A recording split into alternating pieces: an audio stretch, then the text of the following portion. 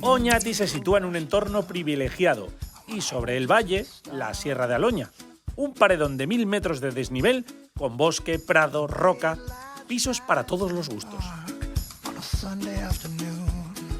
Kaixo, Ikerne. Kaixo, Oye, Arratsaldeon. Arratsaldeon, estoy alucinando con el pueblo, me está encantando. La gran desconocida de Guipúzcoa. No, totalmente. Aquí la gente pasa de lado, sube hasta Arantzazu, pero no se para en el casco histórico este tan espléndido que hay aquí. Pues no, lo hace muy mal la gente, ya te lo digo ahora. Oye, ¿me lo enseñas un poco? Sí. Venga, vamos. Y Kerne, ¿qué me puedes contar del casco histórico? Bueno, pues es un casco histórico que tiene muchos palacios. Esto fue contado hasta 1845 y luego lo que pasó es que se mantuvo muy bien el casco histórico y que los monumentos y los palacios pues los tenemos aquí intactos, ¿no? ¿Es por eso que le llaman la Toledo Vasca? Es una de las razones por las que le llaman la Toledo Vasca. Y este es el palacio del siglo XV, de Pérez de la Zárraga, y podemos decir de Pedro que fue el primero que escribió el primer libro en euskera. Pero Oñati no es solo arquitectura, también hay mucho paisaje natural, ¿no? Hombre, es el pueblo más extenso de Guipúzcoa. Está el Parque Natural de Aizgorriaratz y dentro del parque pues tenemos las cuevas de Arrecut. Hay 15 kilómetros de cavidades, de las cuales 500 podemos visitarlas. Y luego hay 96 kilómetros de senderismo, o sea que aquí hay mucho que hacer. ¿Se acerca mucho turista aquí a Oñati? Bueno, pues recogemos al año unos 55.000 visitantes.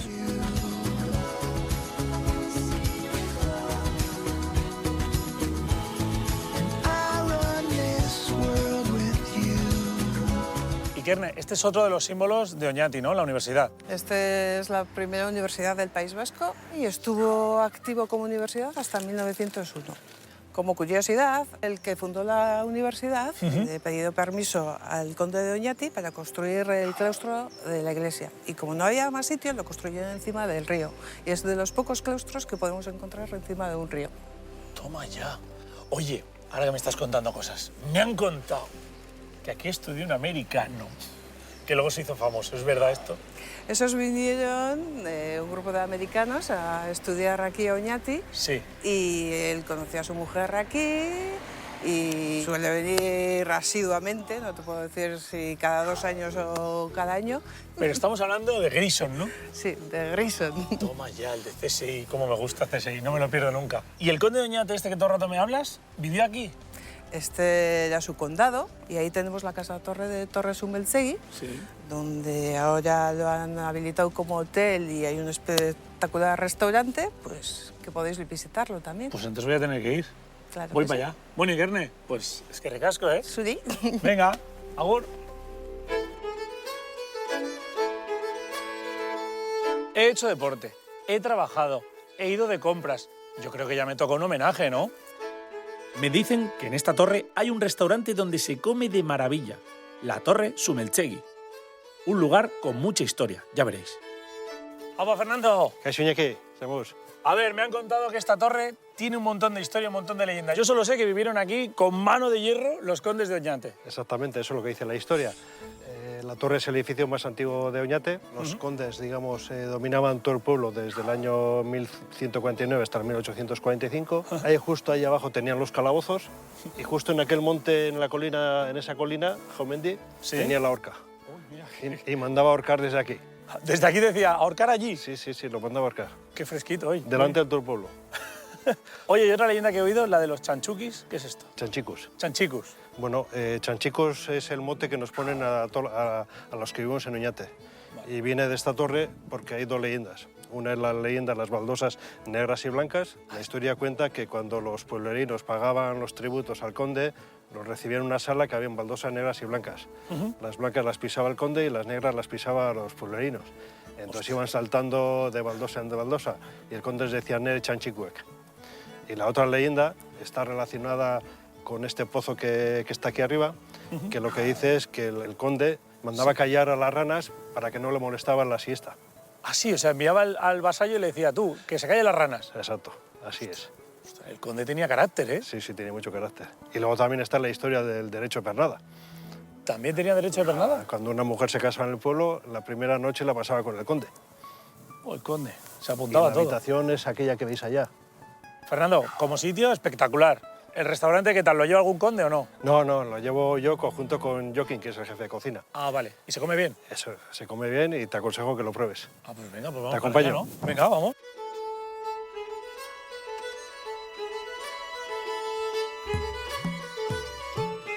Ostras, yo blancas, como el conde.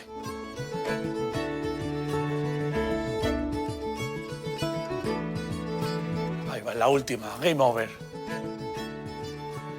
¡Opa, Yoki! Opa, Iñaki, ¿somos? A ver, que ¿Cómo tú por aquí? me han hablado mucho de ti, me han dicho que tengo que venir a verte. Me cago en Dios. Esto es un sitio idílico, ya sabes.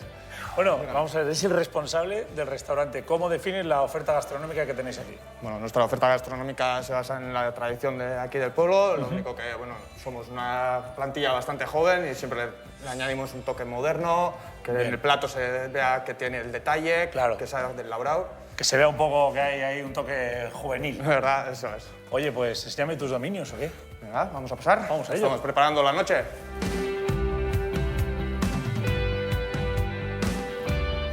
Bueno, Iñaki, pues estos son mis aposentos. Bien. Aquí me paso toda la mañana y toda la tarde.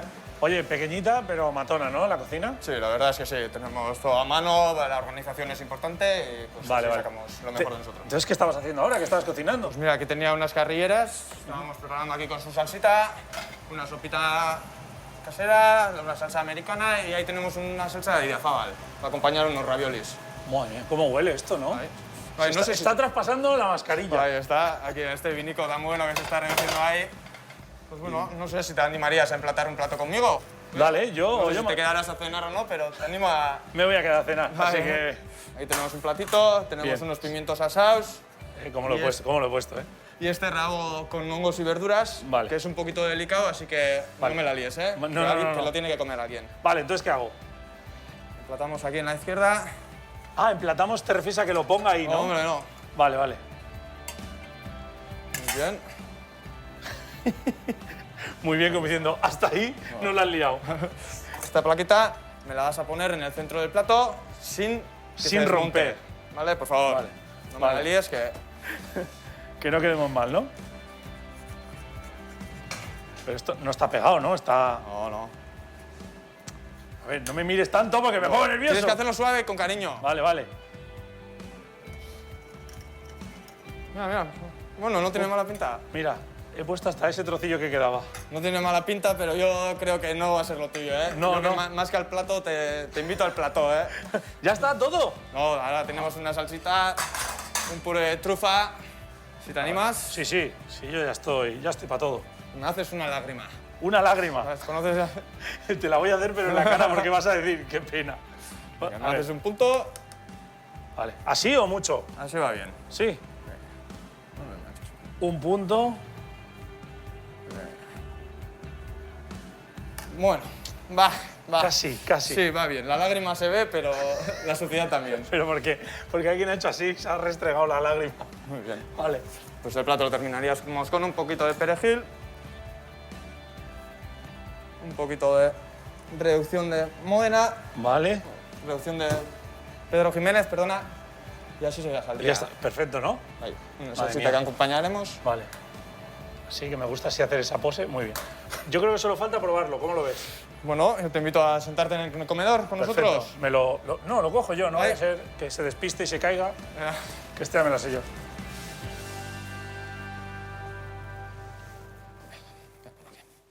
Pues aquí mismo. Siéntase. Y lo vamos a terminar con una salsita que nos faltaba. Ah. ¿Cómo se nota que toda la plantilla sois jóvenes, vivos, estáis ahí? Sí, sí. Has dicho, faltaba aquí la salsa. Pues oye, perfecto. Ay, vamos a probarlo, ¿no? Esto. Bueno, que aproveche. Vamos a ver. Solo tiene un fallo. Falta pan y vino, pero por lo demás, perfecto. Eso se puede arreglar también, ¿eh? No ¿Ah, te sí? preocupes. Sí, sí. Vale, vale. Enseguida Vale. te lo traigo. Perfecto. Como se nota también la mano del segundo de cocina. El emplatado.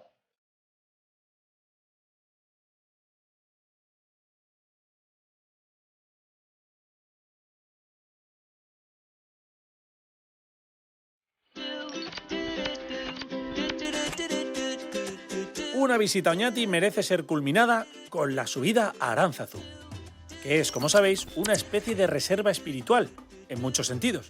La naturaleza que rodea el santuario impresiona, al igual que su arquitectura, religiosa, sí, pero también de vanguardia, con los Saints de Oiza, Oteiza, Chillida, Basterrechea.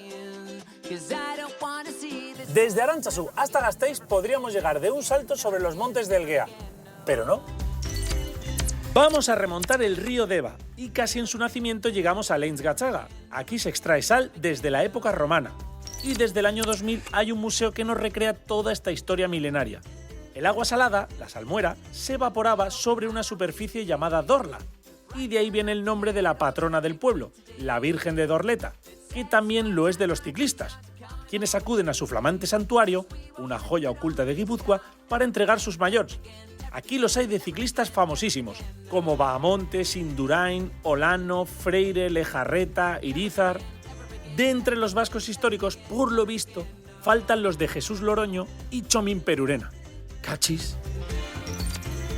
Gasteiz es hoy nuestro final de etapa y su Museo Vasco de Arte Contemporáneo, Artium, el principio de una aventura, donde las formas te seducen y te atrapan. Es nuestro mejor sitio para gozar de la plástica de los artistas vascos de las últimas décadas.